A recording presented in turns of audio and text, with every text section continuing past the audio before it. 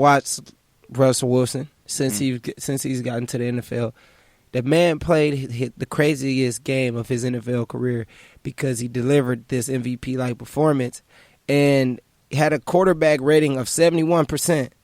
You talking about the game against the Niners? Yeah. Yeah. Yeah. So and that's one of the best defenses in the league too. I'll give you the Patriots. Yeah. They're good, but you got to give the 49ers their credit also. I think the Niners might be second, low key. And then this is another thing. The victory when they beat the 49ers, it was a week after Russell Wilson was already the front runner. Right. After he had threw 378 yards and 5 touchdowns and no interceptions in overtime against Tampa Bay. So and will he continue? And hold on, he leads the NFL in touchdown passes. Yep. So that's another thing. And the least amount of picks thrown. Yeah. So I just think that don't get me wrong. Everybody on this list are good 100%. players. Right. Russell Wilson is good. Lamar Jackson is great. Deshaun Watson is great. Christian McCaffrey, they all good. Aaron Rodgers, they're all good. I'm just saying, from what I've seen in that last game, unless Lamar Jackson shows me, first off, I'm already mad because Lamar Jackson lost me some money when they played the Chiefs. So that's another thing. That's why I'm not saying he deserves it. We need to give him a couple of years. That's the first thing. But I'm just talking the performance of Russell Wilson in general, man. I think he's been doing a pretty good job. So this week, the Seahawks have a bye. Now the Ravens are at home against the Texans. So let's say Lamar Jackson has an incredible game against an incredible team as the Texans. He could get a little bit closer in that race. Yeah. As Russell Wilson sit on the sidelines watching from his couch. But and one thing I do want to say to Russell Wilson's credit is he took down the Niners on the road. Lamar Jackson had to face the Patriots at home. So I think Russell Wilson, you can give him that. He was on the road versus Lamar Jackson had to play the Patriots at home. But, yeah, it's going to be a lot interesting to see how the season plays out between these two guys. And like I said, I love them both. They're both great athletes. Dude, they're both incredible. But, everybody has their opinions. Yeah, 100%. All right, man, it's time for Dozier's Did You Know? Ladies and gentlemen, may I have your attention, please? Rolls with the left hand, the three-pointer up, the three-pointer down! To the 20, following that blocker. What a run! We're about to take it back. Did you know that on this day in 1966, Muhammad Ali TKO's Cleveland Williams in 3 for his first heavyweight title? So, wow. Guys, give it up for that. Shout out my mans. Even though I probably would have. Nope, I'm not going to say anything. He would have knocked me out. You think you would have given him a little bit of I'd have given him a run for his money. If they were throwing the checks that they throw nowadays in boxing, I would have definitely gave him a run for his money. For the first about 3 or 4 seconds, and then you probably around that time, yeah. Hey, it's better than 2. It's better than 2 seconds lasting. Pacers spotlight, man.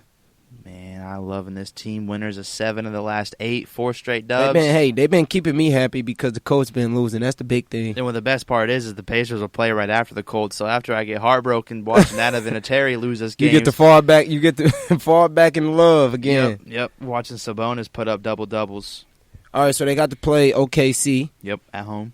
And Sabonis had another amazing game, double again. 18 points, 16 boards. And, man, this is what I'm talking about spreading the ball. Warren, 23 points. Brogdon, 20 points. That's what I'm saying. And then this is the thing. This is what all teams should do because people fail to realize, because basketball is a complete different game than what it was before. People makes it like they make it such an individual sport now, and it's not. It's not. It's going to always be a team sport. 100%. If you could spread the ball out, it'll make you will execute so much better. You'll probably make so many more plays. And that's what I think the Pacers have improved on a lot this year versus last year's, especially with Vic out. Last year when they got into the playoffs, they didn't have that one superstar to carry him in the playoffs and to help him in those clutch moments. Now you get a guy like Brogdon, you get a scorer like Warren, and then they're going to add Victor Oladipo. So Bonus is getting better and better. Turner is getting better and better, which I think you'll hear Turner's name a lot in the discussion of trades at the trade deadline in the middle of the season. I think they're going to try and get him out. You heard it here first. I think it's going to happen. They're going to try to get him out, I think so, which I don't want because, man, I love Miles Turner so much. But it's going to be very interesting, especially his trade value, who the Pacers can bring in as they ship him out. That's true. But, I mean, we'll see. I don't think that's a bad, if they can get somebody that is, really worth it, Right. I don't think it's too bad of a move. We'll definitely see, and it's too early just because. But in my head, I see it being in a discussion, trying to get him out. But like I was saying, Pacers have all the pieces now, more than they've had in the past. And Broughton said that after the game against the Thunder. He said, "You guys are going to see a lot more talent than you have seen in the past with this Pacers team, especially when Vic comes back. Jeremy Lamb hasn't played in weeks. They're doing all this without that scorer. So let everybody come back. Let everybody keep developing, and this team is going to be very scary." I said it last episode. I probably said it have said it every episode. You know what else, though? Well, you said what you felt like they improved on, and you said that was like the ball movement and stuff. But the thing that I've seen improvement since, like, they started off 0-3. Yep. What I've seen since then, defensively, they've definitely improved. Yep. That's the first thing. And then in the paint, they've been getting down and dirty. Oh, yeah. That's how you got to be. That's a bonus for you. They're like that, you know. You gotta download. Because I feel like it's like how Coach Mallory is with running the football. He likes that grind it out type of, and that's how I am with basketball. I like get in the paint, go up, because that's the easiest way to score. Right. And I love what they've been doing with that. Now they're going to Houston next, and I think because a lot of Pacers been getting a lot of slack on how weak the schedule is and this and that. Yep. This is the time to shut those people up. In Houston, just a big road game. I think that this is probably this is the toughest game so far. Besides the road win against the Nets, which was their first win of the season. Besides that, And then people probably they don't even give you the credit for that, because basketball is such a sport where anything can happen. They probably they look at that as a fluke. So if you can get two. You got your first two toughest opponents, and you can get those wins, and you're in Houston for this one. They play Houston Friday, and then they're back home Saturday against the Bucks. So they have two really tough games back-to-back, Friday, Saturday. It'll definitely be a test. Houston coming off, they beat the Clippers last night, Wednesday the 13th. They beat the Clippers, an impressive win. Harden leading the league in points at almost 39 a game. And then you obviously have Russell Westbrook averaging just under 22 and just under 7 assists. So now, I just was talking about the defense and how the defense has improved so much. This is the time to prove me right. Of course. This is the time to go out there, man, and go when you play against Houston. You're playing people like Harden. You're playing people like Westbrook. You got to get those stops. And not only do you have to get those stops, but you have to take advantage. You have to make those stops, and then you have to score. Look at this stat. So the Pacers, they're one of the bottom teams in the league at three-pointers. Yeah. And that's big. I feel like it's because they're playing the paint, but continue. They're averaging just about 24 three-pointers attempted per game, only making 8. You look at the Houston Rockets, they're averaging 46 three-pointers attempted and making just about 15. So Houston puts up double the amount of threes as Indiana and makes about double the amount of threes as Indiana. So it'll be interesting to see how we play against them tomorrow. And you know how I said it's the easiest way to score, going in the paint. Yeah. Some people are the opposite from me. They feel like, well, the quickest way to win is those threes. Yep. You got to have your finger on the trigger. That is how you pull away from teams. That's how Louisville pulled away from Indiana State. That's how, I'm not going to lie, that's how teams pull away. But I feel like as long as you're keeping points on a board, it won't go too far. Exactly. So as long as they're in the paint and they're spreading the ball around like they've been doing, they'll be fine. Yep. Now, Colts corner, man, they've been I'm nervous. They've been pretty Trash. They've been making me mad. Pretty disappointing. But I just think that, they got a game coming up right now. Huge game at home against Jacksonville. Yeah, that they can really take advantage of. We have 3 divisional games in a row coming up.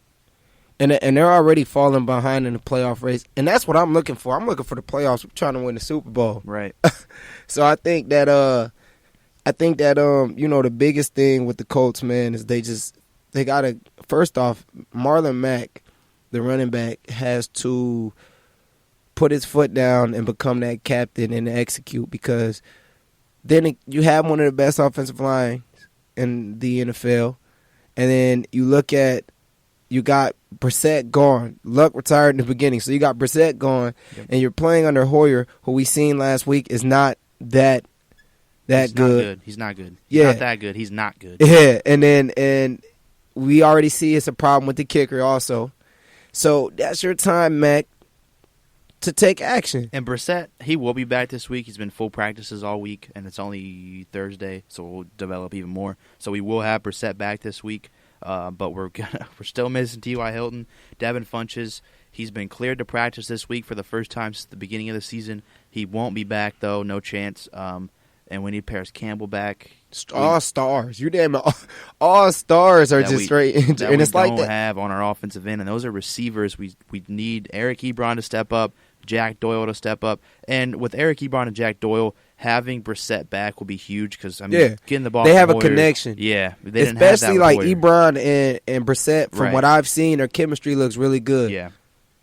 I just think that the big thing, though, with them is, first off, man, defensively, they gotta be on it.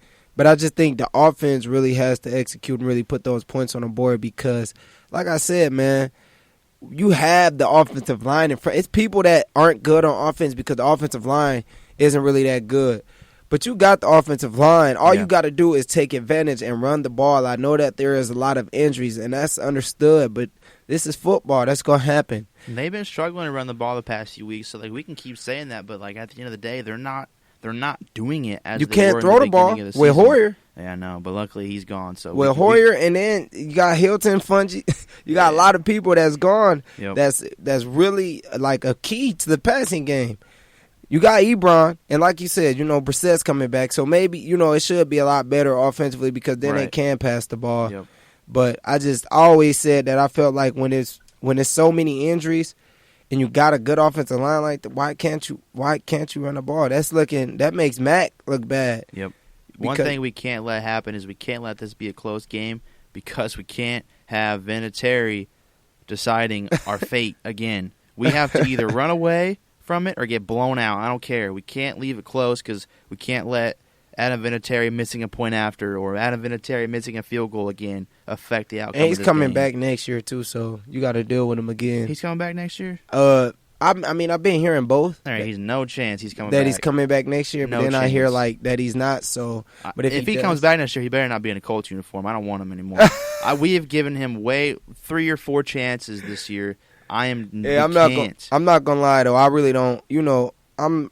It's really a serious thing when you can't put those points. You leaving a lot of points on the board, and it's a lot of games they would have won. Yeah, if he would have made 3. Yeah, 3 games we could have won. Yeah, he's losing us. He's lost us 3 games this year: Steelers, the Dolphins, and the Chargers. Yeah, and these are close games. And when the Colts are falling behind in the playoff race, now we're tied with Oakland, we're tied with Pittsburgh, but they have teams that we shouldn't even be like. There's no reason why we should be losing to Pittsburgh. And they have the tiebreaker. So even if we're tied at the end of the season, they're going to get it over us. Like Adam Vinatieri is the sole reason we've lost those games. But do you think that they're looking at it like that, though? I don't think that they're looking at it like that. Yeah, I think it's true. Know. What you're saying is true. Yeah. But I don't know if that's how they're looking at it in the locker room and on the team. And I think that's a problem. But there's kind of one thing I've been listening to a lot of Colts podcasts, and they're saying that there's kind of a double standard in that locker room because earlier in the season, Frank Reich was saying how he's going to hold every player accountable for their actions. Mm-hmm. But when you have Adam Vinatieri doing all these things and he's still with the team and he's not getting disciplinary actions, what does that mean as a player in that locker room when they're out there not doing good and he's pulling them or he's not letting them play, blah, blah, blah. But you see this man who, granted, he's a Hall of Fame kicker, greatest clutch kicker of all time. You can't take that away from anybody. Right. But when he's not getting disciplined for these and he's not, and Frank Reich just keeps giving him all these chances, how do you feel as a player in that locker room when you see that double standard? That's the thing that's going on. And it's a subtle thing, but starting to kind of creep and kind of get in that Colts locker room and kind of disrupt them a little bit. Which you really can't have. No, you can't. But I have faith in Frank Reich, just in general, because Frank Reich as a coach, because I feel like what he's done so far hasn't been that bad. I didn't really like Chuck Pagano. Nah, I didn't think he was that. I think they liked him because he had stuff going on. Yeah, and they just rallied behind him. But I love Frank Reich and I love Chris Ballard, the GM. But I just think this whole situation with Adam Vinatieri has raised a lot of flags that honestly shouldn't have been a problem in the past, but they are. But I mean, we'll just see how they go. But every week, out of Terry costs, and then you'll